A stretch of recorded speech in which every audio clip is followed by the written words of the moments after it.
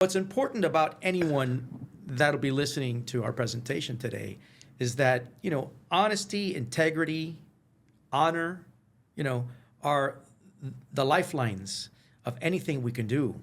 And when you stand in front of people and you tell them, exactly what you're going to do and how you're going to do it, and then you come back and you do it, your word will live on forever because it'll precede your reputation.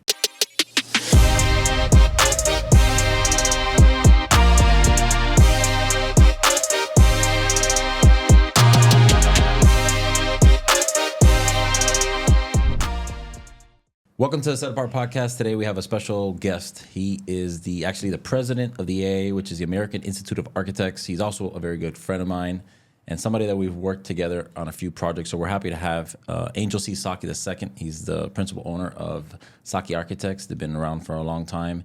And it's somebody that really understands the industry, somebody that understands construction, somebody understands Miami, the permitting process, and really understands, what the client really needs. And I thought, man, you'll be an incredible person to have on the show because, first of all, I love you a lot. I have a lot of admiration for you. You also are an incredible builder. You are an architect, but before that, I think I consider you a builder. And it's always like a pleasure to work with you because there's always issues on site. And those issues on site, sometimes, and you explain them to you and you like immediately know what I'm talking about. So that brings an incredible value, to the client. So I'm excited to have you on and thank you for bringing some wine here as well. Well, thank you, Oscar. You definitely hold a very dear place in my own heart. When I met you, I realized that you were not your typical young professional in this very, very difficult industry of construction and design. You had a way of getting things done, very professionally at a very high level, very, very communicative with people. And I saw that people around you not only respected you, but they were around you because they really loved you and love you for whom you really are, which is an honorable individual, always family and God first. And I'm happy to have met you in the short period of time that you and I have been together. You, in your own way, have made me a better architect and person as well. So thank you for the kind words. You got it. And it's only been 4 years. Can you imagine it's 4 years since we met? That feels like yesterday.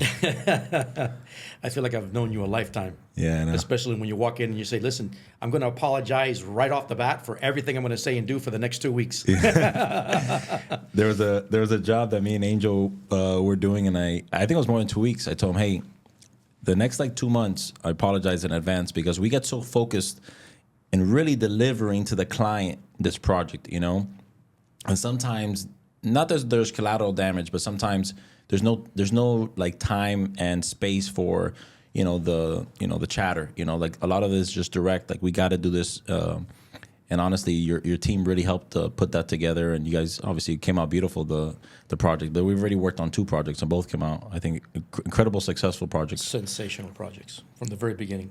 Yeah, and I think that begins. From the design team, from you, because essentially when we get the job, it was just an idea at one point, But before we get into that, I want to know a little bit more about you, because I know a little bit about you as an architect and as a person, but were you born here? Or give me a little bit more about who you are and where did you grow up? So my background is very unique. I was not born here. I was born in Santa Clara, Cuba, in let me not say how old I am. Just that I got a full head of white hair, but You've had white hair for a long time, no? Well, since I was 14, I actually had gray hair already. So wow. Today I'm gray, now white. Yeah, that's for sure. It went from dark brown to salt and pepper, and to then more salt, and now I just think it's ash white at this point. But hey, the motto is always better gray than loose. That's what I say.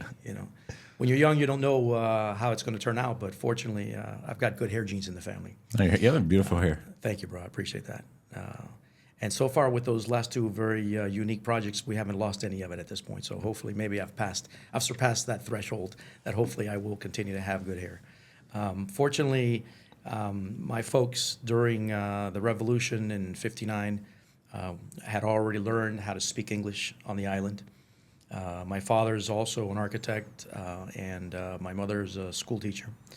And as far back as I can remember, I was being thrown into the car and being dragged from one job to another job, and having had hammers put into my hand and screwdrivers. And for me, that just became innate. And as a kid growing up, I always wanted to toy around and tinker around with things and just take them apart. Yeah.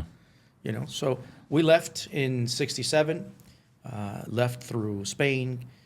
In Spain, we were there for about a year, came back, finally got our visas into the United States.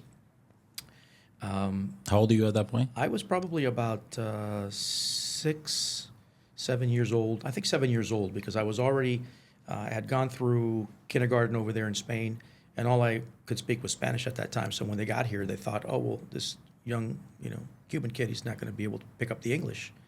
And little did they know that within the first 30 days, I was already speaking English, and they're like, well, Wow. we put this kid behind 1 year. Now what are we going to do? And it was just too late. So I lost a year because of that. Throughout your whole, elementary, high school, you always, Everything. wow. I was always 1 year behind, which kind of helped because, boys usually don't mature that much faster. Yeah, I was going to say, it helps a lot in some cases. It helps a lot. Fortunately, in my case, I was born an old soul. So even as a young kid, I was always the one that would stand out. I got voted into president of the Junior Honor Society at school, president of the school. I was really the peacemaker. I was one of those fortunate young kids that I was very vocal, but very fair with folks. And I was no nonsense. If anybody was bullying anybody in school, I would be the one to stand up and say, okay, enough of that. We're not doing this around here. And we're talking, years before our time, because, now. That's a big thing, because especially in that time, there's a lot of that going on. And nobody would do anything about it.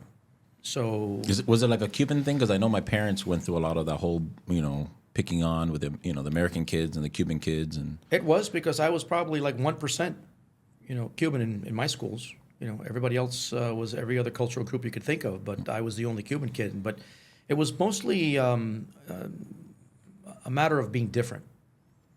I guess my physique doesn't display a Hispanic Cuban person. you're like Americano. Yeah. So, there were those that were completely, confused when I spoke, until, of course, they asked me my name. And when I say Angel, they go, huh? That's as bad as Jesus, Yeah. for God's sakes, So I very quickly acclimated, became athletic, became academic, and even an artist, so to speak, because my family's been in the music business for many years, and I acquired that talent. I play the trombone. I play the harmonica. I also play conga, timbale, and anything that has a flat. So you're creative. Yeah, those creative juices flowed through me very, very small. I got pulled out of a fourth grade class in Fort Lauderdale to play the drums in some sort of a classroom that if I had to tell you, I wouldn't even remember now what it was. But here's a fourth grade kid being pulled out of a classroom I'm being put on drums to follow to the music being played. Wow. And I didn't know what that was about. I still don't know what that was about. But somebody knew that I could do this, so they just, pulled me out and had me do this. So to me, music is, a gateway into the creativity of the mind. And it starts with art. It starts with having those thoughts and processes organized in a person's mind. As I grew, as I got into high school, we all think about different things. I thought I might have been a doctor, I might have been a dentist, etc. But I still got taken to these job sites. Yeah. So I think that That's because your dad has been an architect here in the United States for a long time. here over 53 years now. Wow. We've been in practice here. And he's not only a licensed architect, he's also been a builder. My father is the founder of the firm back in 1971. And when I graduated high school, I immediately stopped thinking about anything else other than construction and design. So I started my career off at Miami-Dade College downtown campus, of which I'm very proud of. And then after that, I was very privileged to have been accepted at the University of Miami, the big U. The U. It's all about the U, baby. Yeah. And fast forward a few years there, in 1985, I graduate. I start working as an apprentice, young graduate architect at our office. It was a one-person firm at that time, primarily doing residential projects, single-family residential projects. We would design them and build them. And, once I got a little bit more comfortable, I said to my dad, hey, Pops, if we're going to grow, we're not going to be able to sustain 2 households here on 1 house a year. Mm-hmm. We got to do something different. And his response was... How old are you? At this point, I'm probably 23. Like 10 years ago. Yeah, thanks. 10 years ago. 23, 24. Uh-huh. And he says, well, listen, I don't have anyone else that has offered the confidence to hire me to design anything else other than a house. Uh-huh. Maybe with your ability to communicate with people, you can do some marketing and get us to the next level. And that's kind of all I had to hear, One of my pet peeves now that's been in my mind, heart, and soul for years, but now as president of the AIA Miami chapter 2024, my slogan is "Let's soar in 24." Is that schools of architecture do not prepare our young professionals and emerging professionals enough in the areas of business and marketing. They basically teach us how to design and how to think of space based on a program. And once you get out, you basically have to be hired by someone to give you an opportunity to begin to teach you how to really be an architect without any knowledge of the business of architecture, which I'm very proud that we started 2 years now, a Business of Architecture Committee at the AIA Miami, of which I'm very, very happy to also say that because of John Bell, who has provided, obviously, funds and been present and participated in these seminars. We've had 2 magnificent seminars already. They're really important because the architects, I always say, like, you guys are incredible creatives. You love what you do so much, and you understand that space, but sometimes you guys are extremely undervalued as businessmen, And women. And women. And not only, that, but, creatives as a whole, people who draw, people who are artists, people who sing and musicians like that space of creativity is very, sometimes they feel like it shouldn't be paid, when the reality is that those are the most talented individuals. When you could pay, 10, 15, $20 million to somebody to throw a ball, but this person has created something out of nothing. Right. So I think that's something that you're doing that I've seen an incredible value, firsthand. That school, that really understanding the business of it and really making not even trying to make more money, but just honestly getting paid for what you do. Yeah, commensurately for what our services and what our times are valued for. One of the most difficult things to explain are non-tangible services that we perform.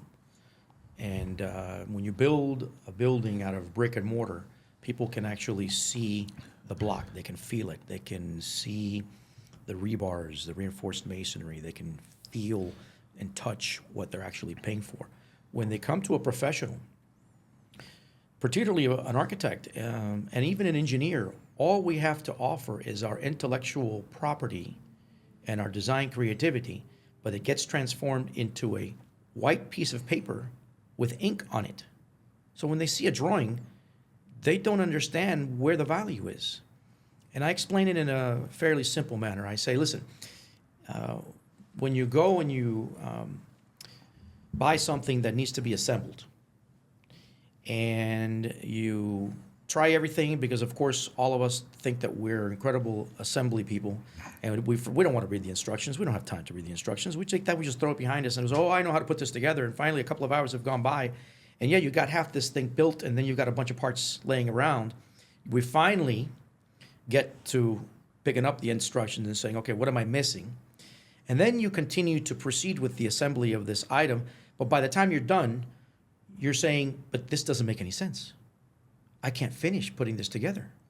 And that's what happens on a job site with multi-million-dollar projects when people are trying to build these buildings out of components and pieces, and our architectural and engineering drawings do not make sense. So we essentially are putting together an instructions manual for you, the contractor, to be able to interpret with enough information and detail to understand how to start it and how to finish it so you don't have leftover pieces somehow and parts. And that's probably one of the most difficult things that we've been challenged with having folks understand. But, times are changing. Times are beginning to change because I just came back from a leadership conference, which was formerly called Grassroots in Washington, D.C. And for the first time, the local components of the AIA with the state and even the national components of the AIA are talking about the same alignment of the stars, that it's okay for us as architects to discuss and openly talk about the business of architecture, how we can be competitive but make a profit on our projects, and that compensation for our projects is definitely individual, but that we should be making money with our designs and our offices. Do you feel like the architects are underpaid? What do you think that? Because for us, construction is very competitive as well. We put a competitive bid. I think that contractors make more money than architects. Why do you think that is? I think it's for several reasons. Other than what you had already said, that we can show a tangible product. Here's probably the basic reason why, and it's a very tangible reason as well, because every contractor that puts a specific bid on a project has an identifiable list of measures. Line items. Yeah, things to do. That, for example, your shell, your concrete, your rebar, your roofing, you have a specific area that has a particular cost. You list that on a line item, and by the time you get to the bottom, a contractor will say, well, there is my hard cost for this project. Now I'm going to add a percentage of profit and overhead for my people. And that's very clear. So what happens? If contractor A has that cost, contractor B will have the same cost. Where the differential may be is in the profit and overhead. You may have one larger contractor that has more overhead, therefore they'll need to have a higher profit and overhead. But you might have a smaller contractor that doesn't have that much overhead, and that number may vary. Yeah. But at the end of the day, the difference is minor, supposedly. You do have some differences that sometimes are completely off the wall. But I think that's the best response that I can give you, because most people, if they're young, if they're inexperienced, if they're just getting started in their practices, they'll want to undercut so that they can get the job. And we all have been through this. And unfortunately, we all know the adage, you pay for what you get, or you get what you pay for, either way, however you want to say it. Or lo barato siempre sale caro. Siempre. There's three things that, you have to work with. One is time. Quality, price. And price. Okay? You know where I'm going with this. You can only get two. You can only get two of those without one of them suffering. And, if you think you're gonna cut on the price, then the other two are going to suffer somehow. Okay? Time or quality. So therefore, if you think you want to keep the cost low, but you want to keep that quality, you're going to have to be working longer. And sometimes you find yourself, especially developers and people who are developing for themselves, or developers who do this for business themselves. Mm-hmm. They're borrowing money. So therefore, that time period is very important, because it's crucial. Yeah, it's crucial because you got more interest, and that overhead, by the time, if you extend a project 6 more months, you do the math, and it's a lot cheaper to pay your professionals what they're worth, to make sure the instructions manual is complete, and that the construction team has what they need to keep that schedule. It's tough because I always say that one of the biggest assets that we have as a company is that we go very fast. I think which is very intangible. I can't explain to somebody, hey, we're going to go faster, because sometimes when it's like that pre-construction, we're about to, we're trying to negotiate the bid. Not that they don't care, but they're more focused on the cost. And I've really tried as a team and or just John Bell as in general, to always try to give 3. And it's definitely, it's tough, but that's what I think sets us apart, is that we really try to give 3. And we try to be very careful for the client that we see only is focusing on two of them or maybe even one of them. You know, they're only focusing on the cost, and they're really not worried so much about the quality and how fast we do it. That's not the client for us. And then there's somebody that says, hey, you know, nobody says, I don't care how much it costs. That doesn't exist. You know, not even the richest person always worries about cost. Right. So it's, then they'll say, hey, I don't care the quality, or I don't care the time. So we really try to focus that. So I thought it was interesting because I've always said that, hey, you can only get 2 out of the 3. And we really try to do all 3. But the time is very intangible, which I kind of pity, sometimes architects, because people don't understand the process. They don't understand why do you even need plans. A lot of clients, they call us, say, I want to do a project. And I'll say, okay, well, have you hired an architect yet? Right. Oh, no, I didn't know I needed an architect. Well, I hope that through this, this episode, that clients can understand that to do a project, at least in Miami, I can't tell you for other areas of the United States, but for Miami, almost everything requires a permit. And to be able to get a permit, you need plans. You need blueprints, like they call them. But without the set of plans that an architect creates, we can't work off something like that. Now, there's a lot of people who work without a permit, which is a completely separate topic, which we don't do that.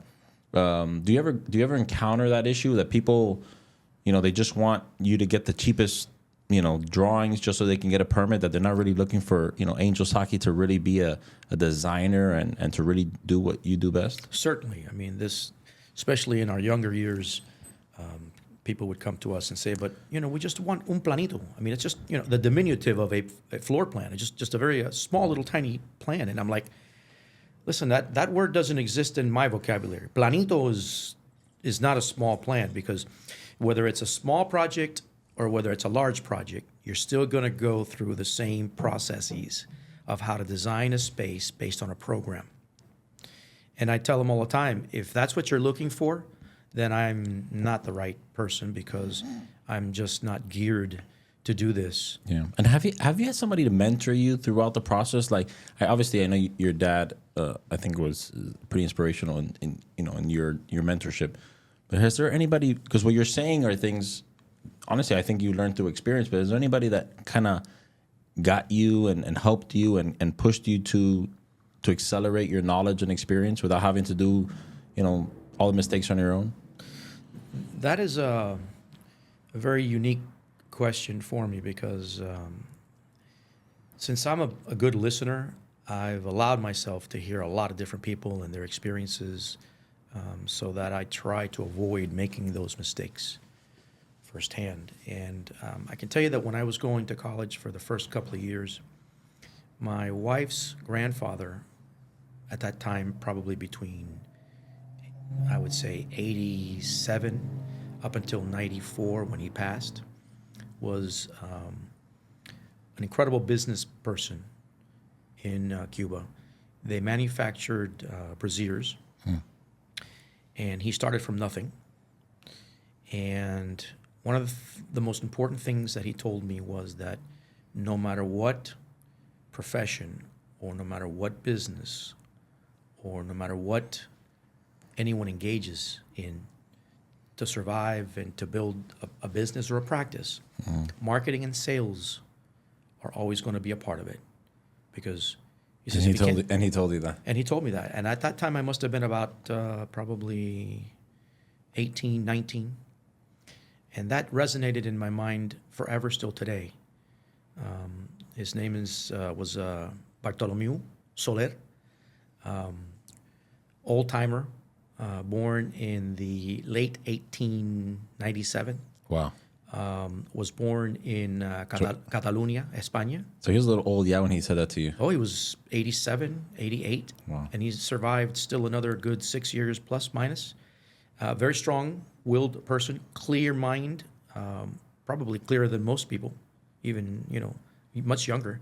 And to me, that's what helped mentor me towards reading additional books of sales, marketing, and how to acquire a client for the business that I was about to get into. That was one of my first mentors.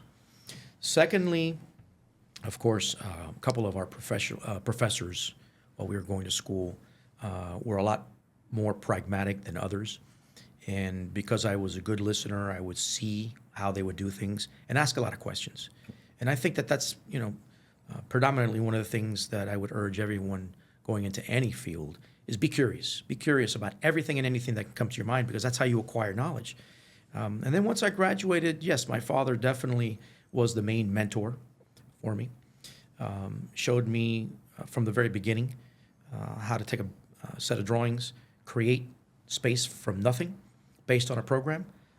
When do you think that happened? When did that start for you? You think that your earliest memory of your dad, really, showing you, the art of architecture? It's a really tough question because You don't remember when it started because you're. It's almost a process that you don't even notice it happening. Yeah. I remember asking a question one day that I was frustrated, and I said, "Viejo, when am I going to be a successful architect in this business?" And he laughs, and he looks at me and he says, "Oh, well into your 60s." And I'm like, "What?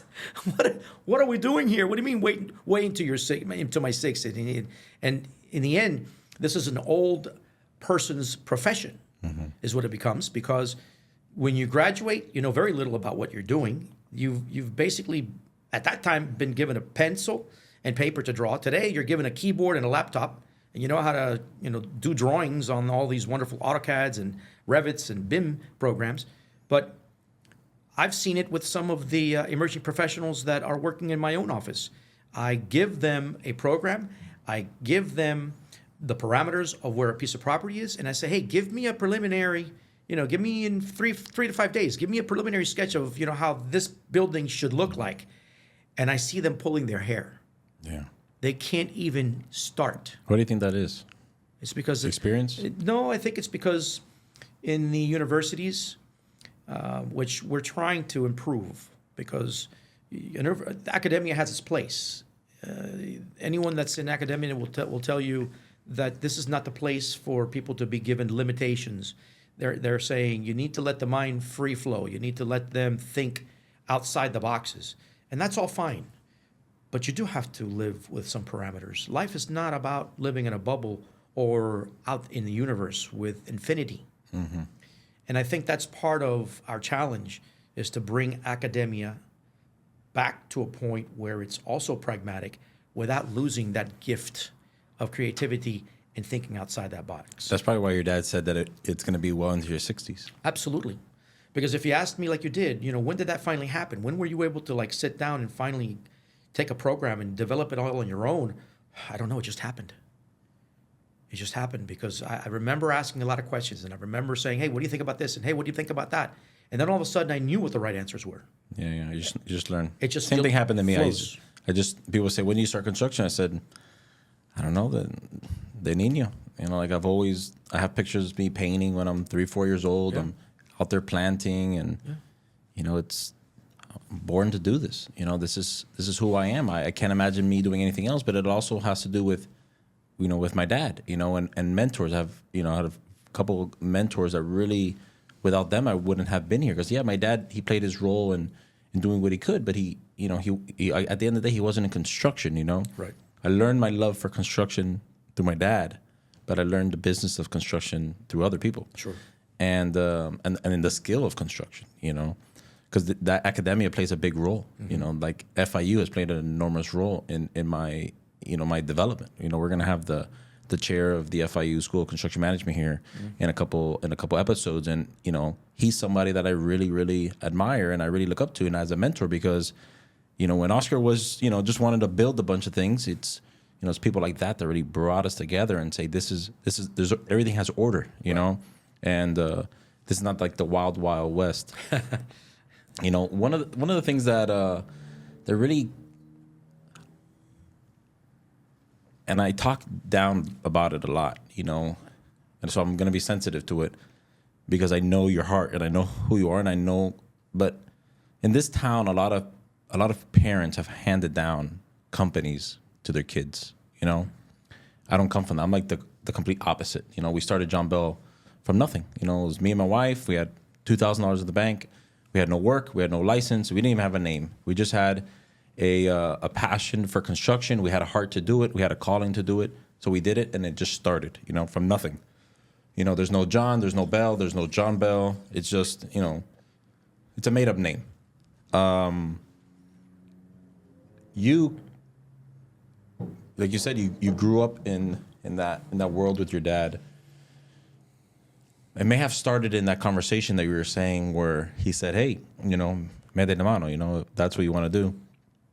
How do you feel about what I said in terms of your dad starting the firm and your development of the firm to where it is now? How do you see Saqui Architects and how do you see your dad's role in it? Because I'll tell you this, I don't know, I can't imagine Saqui Architects before, but everything that you have done, to the firm and everything that you've brought, like you're the president of the AIA, like the buildings that you've done. We've done some incredible government buildings. We've done incredible complex buildings, beautiful design, creativity.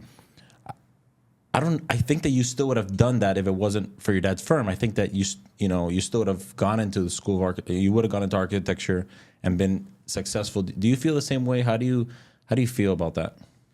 It's an interesting question because when I was 16 years old, my sister, Diana, was studying opera singing. And we had just finished un aria that she sang in. And we were celebrating at like 2:30 in the morning in La Carreta on Southwest 8th Street. And I was 16 at the time, I believe. As we're sitting down having dinner, I hear a lot of screaming behind me. And of course, I'm first to react. I jump out of my chair. I go behind me, and I see this donut of people around something on the floor. And when I spread people away, I see that there's a guy on top of another gentleman lying face up, and he's slapping him in the face, yelling, wake up, wake up. And in one of those times when the hand comes like a little bit to the right where I had access to it, I grabbed it and I say, hey, what are you doing? And he says, I'm trying to get this guy to wake up. I don't know what's wrong with him. And I go, well, can you step beside, to the side? Because obviously I've seen you hit him multiple times and he's not waking up. Let's see what's going on. And as a diver, been diving since I'm 8 years old. I was trained, in... Hold on. So you play the harmonica, you play the trombone, you play la conga, and you're a diver. Yeah, I'm a little bit of a lot. I'm into wrestling, contact, martial arts. También, But I also carry a 9mm, so that's all in the movies. It doesn't matter. It's all in the movies. You don't ever want to scrap with anybody. So you're there in the middle of La Carreta. This guy, your sister had just done this, phenomenal performance. Yes. You're trying to have a great time. You're enjoying it. Yes. And then there's this guy slapping somebody on the floor. Slapping him like there was no tomorrow. I push him off the side. I put my fingers near his jugular. I don't feel anything. I try his wrist. I don't feel anything. Now I'm doubting myself. I'm thinking, is it me? Am I too nervous? I put the two fingers on my own jugular, my own wrist. I can feel that I've got a pulse. So obviously, smart. I feel like, well, okay, it's not my fingers. It's not me. It's not my nerves. I go right back and check him one more time. All this is seconds, right? Yeah, quick. And I realize this guy's out. So I tell this guy, do you know CPR? And he goes, what is that? I said, okay, don't worry. I'm going to show you very quickly. I prepped this guy, checked his throat, stretched him back, said, hold his neck up. Yeah. Put your mouth around him, hold his nose, pinch him. And when I tell you breathe, I want you to breathe hard until that stomach pops up. And this guy says, okay. So I get down on my knees and I go start compressions. I go 1, 2, 3, 4, 5. I yell out, breathe. I hear the guy go, and right before my very eyes, the lungs pop up in the stomach, and I go give him 5 more compressions. I go, breathe. And the guy gives him a breath, and again, the chest pops up, and all of a sudden I hear coughing. Wow. And this guy comes to. 25 years old, had overeaten, and went into cardiac arrest at 25 years old. Next thing I know, I hear all the ambulances, and I hear the rescue coming, and some guy, big guy, grabs me by the shoulder and says, hey, kid, get out of the way. I go, what do you mean, kid, get out of the way? If it wouldn't be for us right now, this guy, you'd be coming to a corpse. Who are you? 16 years old. I told you I had a big mouth, right? Yeah. And the guy goes, what just happened here? I said, okay, that's a better question. So I explained it to him, and, he was like amazed. And then they said, okay, we can take over from here. Yeah, you're Rajatabla, with the fire rescue guys. The reason for my story is that if I would have thought very clearly about the signs that I was being given, I was definitely leaning towards the medical industry somehow. All right. because you've told me several times how many lives have you saved? That's the first time you saved someone's life? That was the first. The second life I saved was my own daughter. She was 3 years old from choking. Wow. And that was another unique experience. I know we're getting a little off subject here, but that one's a very, very unique one, because when she chokes on a piece of chicken, I hear everybody screaming in the room immediately, and then all of a sudden the room goes black and white. And then I only hear one more person screaming, and that's my wife screaming. So the brain went into this ultra-focused Are you used to your wife screaming? state. Are you? Hey, my name's Angel. All right. I have to live up to that name somehow, right? Go.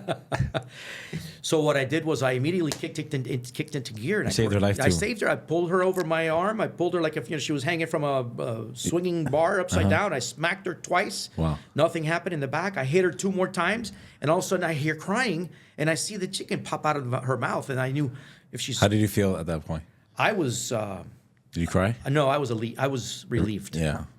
No, the emotion wasn't going through me. I was in action state. So why didn't you become a doctor then? It just I think it must have been the fact that I was around construction and architecture, and the creativity was in my blood, whether I realized it or not. When the time came for me to really ask myself, well, what do I want to do? What do I want to do? And besides saying, like all young boys say, oh, I want to be like my dad, I really wanted to create. More than being like, you wanted to create more than anything. More than anything else, because I had already seen subliminally, I had seen it in my, from before my very eyes, something being placed on paper, an idea, and all of a sudden seeing it come to life in the field and walking through it afterwards. And that's almost like having a child. Yeah. It's amazing. Like this where we're in right now was once a drawing, and we built it, and now we're in it. It's amazing. And one of the things that I like to tell people is that, from the beginning of time, architects have and will continue to provide shelter for people to survive in. And it's one of the 4 most unique and necessary components of life. Only nature can provide the remaining air, food, and water. And when you hear that, and you stop to think that from the moment that you are born, you wake up in the morning, you go to school in a building, you go to work in a building, you go to meetings in a building, you go work out afterwards in a building, you come home to another building, you go to sleep in a building, and it starts all over again. When you get sick, you go to a building. And then when you pass, you go to a building until they put you underground, hopefully. So imagine when you really think about the power of architects and the impact that they have on our lives. It's at every single level. Yeah. Psychological, emotional, physical. I think it's an astronomical responsibility that we have to make spaces that create comfort, create life, create the ability to enjoy life, and have a work-life balance in places that make you feel Yeah, you're really big into the wonderful. Yeah, I think that you've mentioned that several times, where you really want for people to feel comfortable. Yes. If you walk into a space, brand new place, and you just have like this, there's just like this energy in there, and it can be a good one, and it can be a bad one.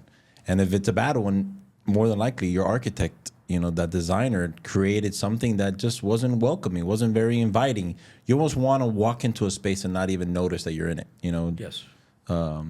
And how do you think that the firm has evolved over the years? Because now you're the you pretty much, you're the principal owner right now. Mm-hmm.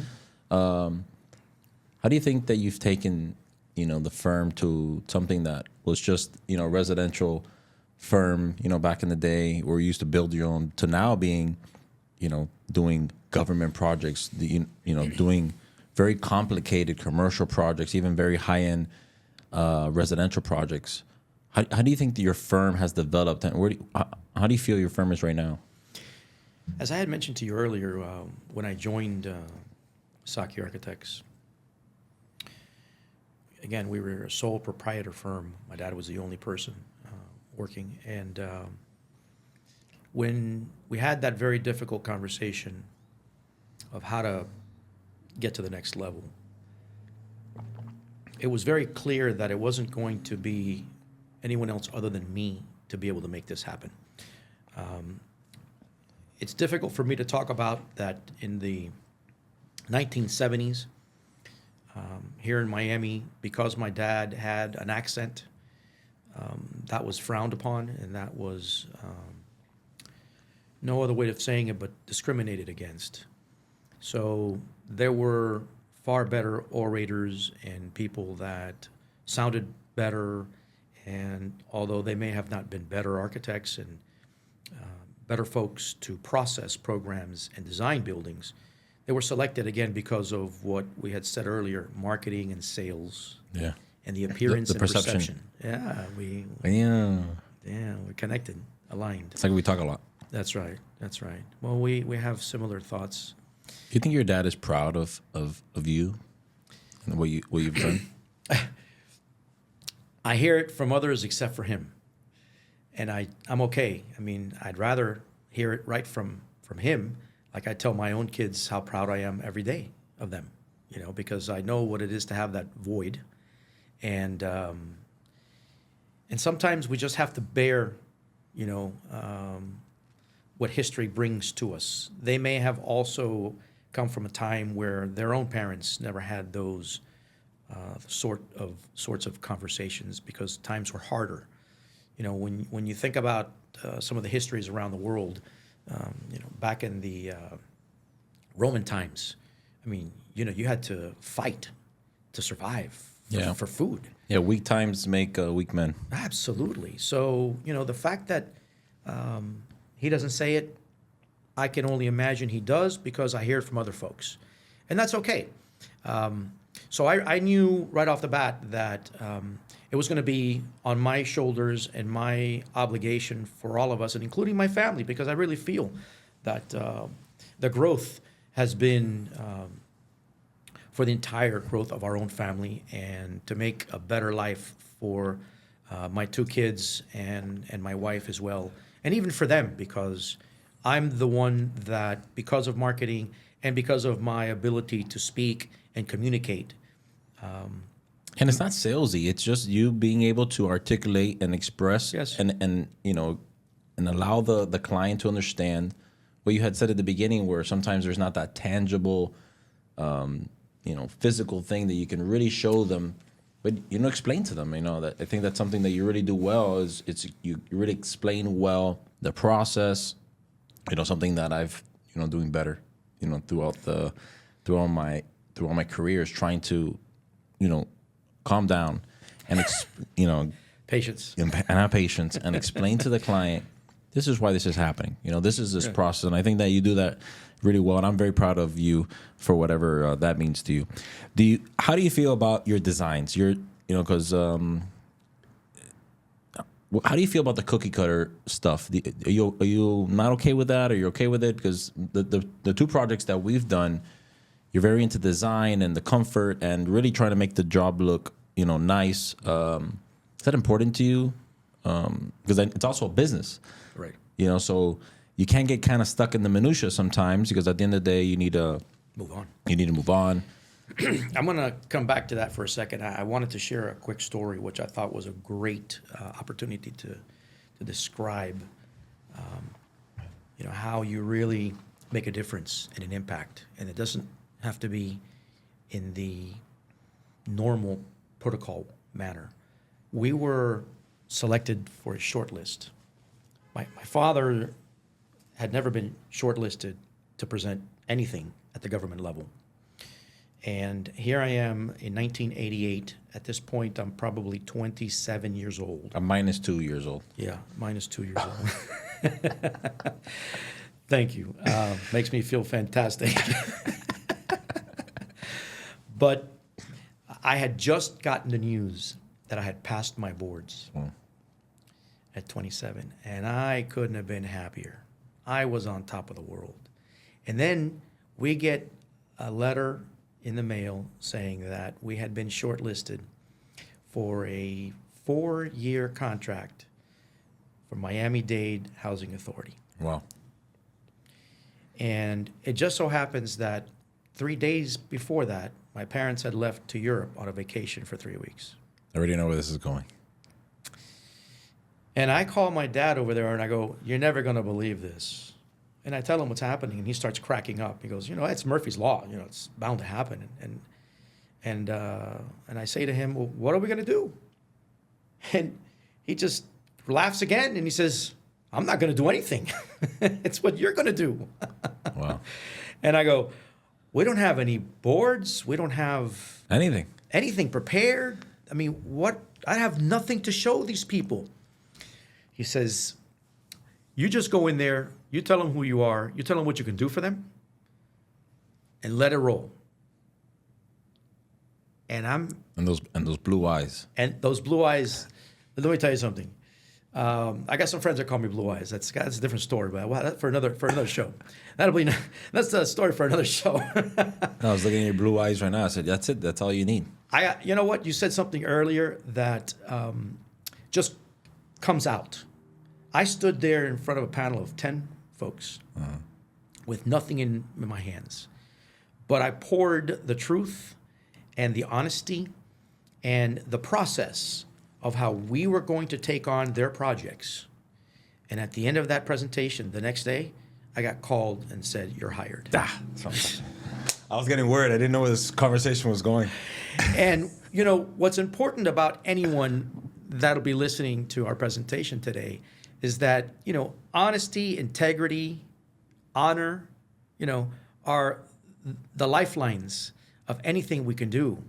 And when you stand in front of people and you tell them, exactly what you're going to do and how you're going to do it, and then you come back and you do it, your word will live on forever because it'll precede your reputation.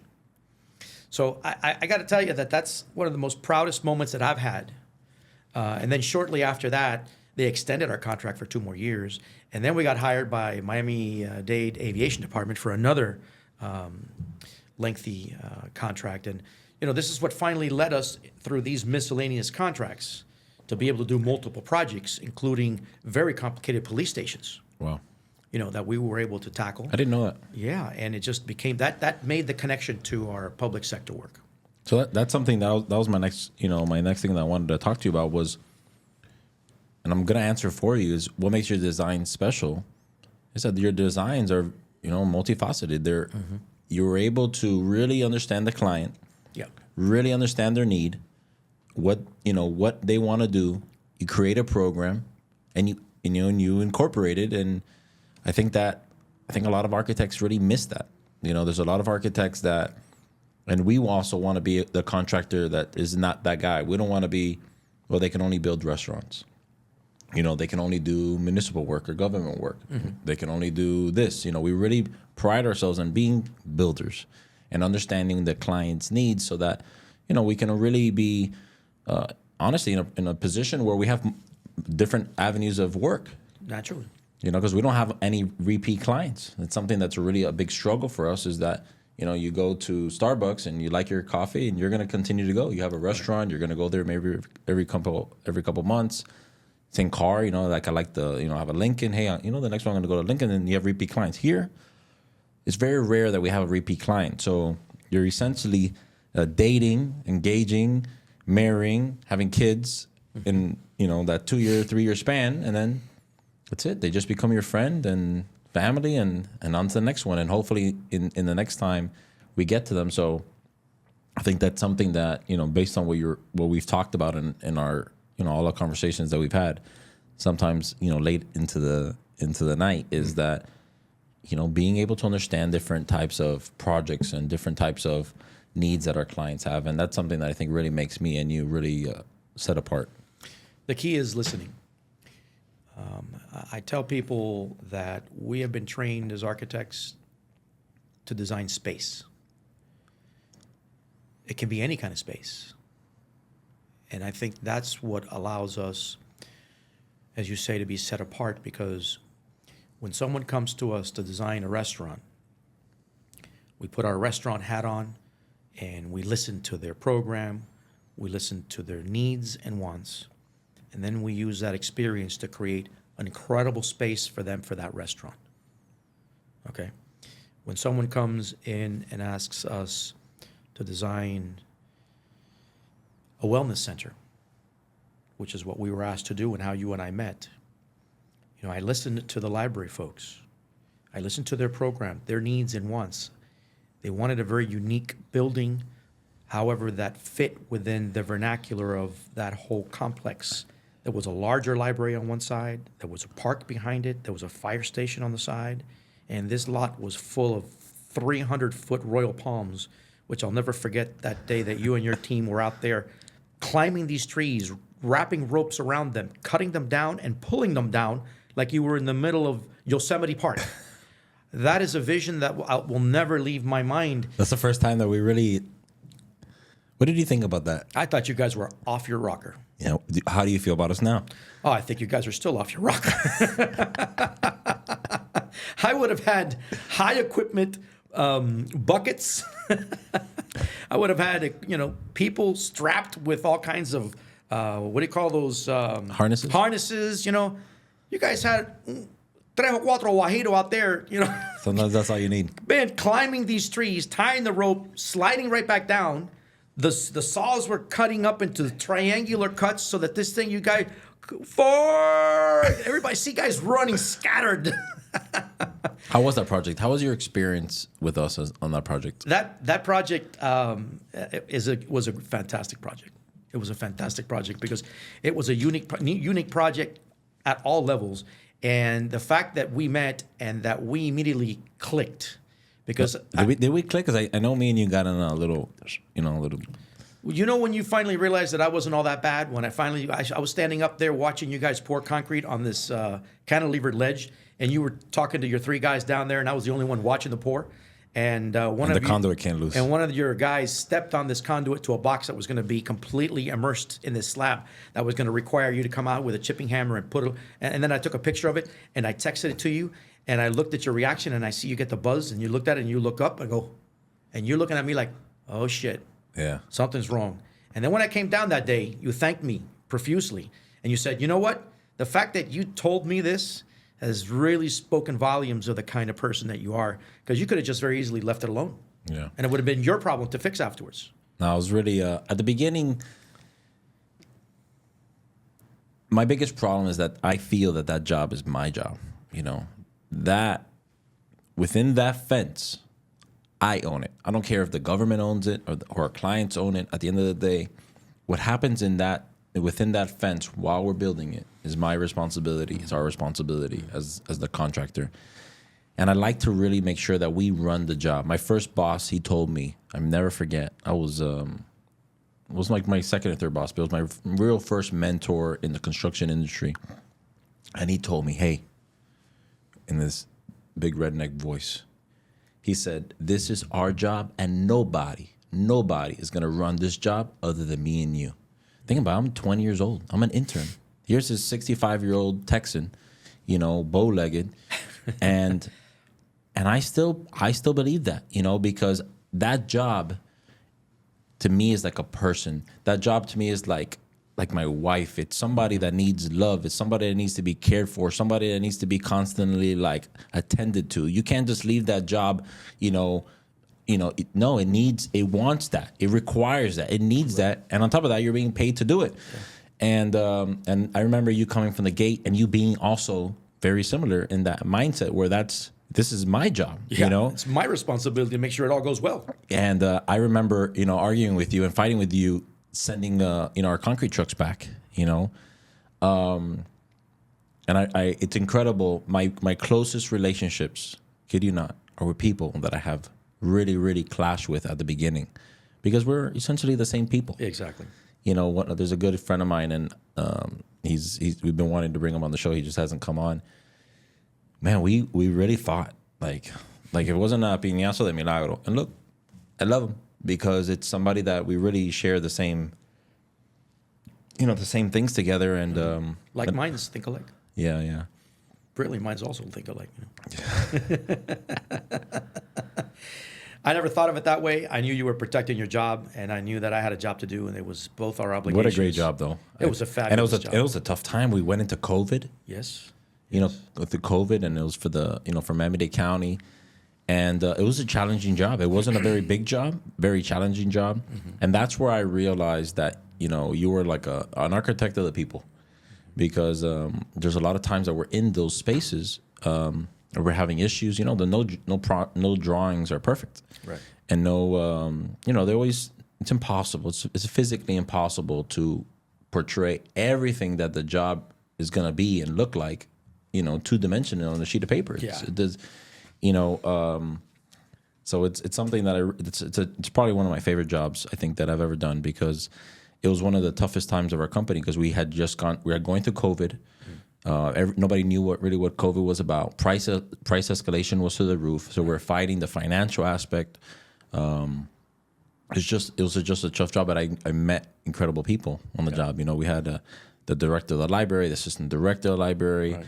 The project manager of the library, right. And these are people that me and you smile, because we came to love them. And on the last day, when we turned that job in, I never forget. The assistant director hugged me and he cried. Yeah.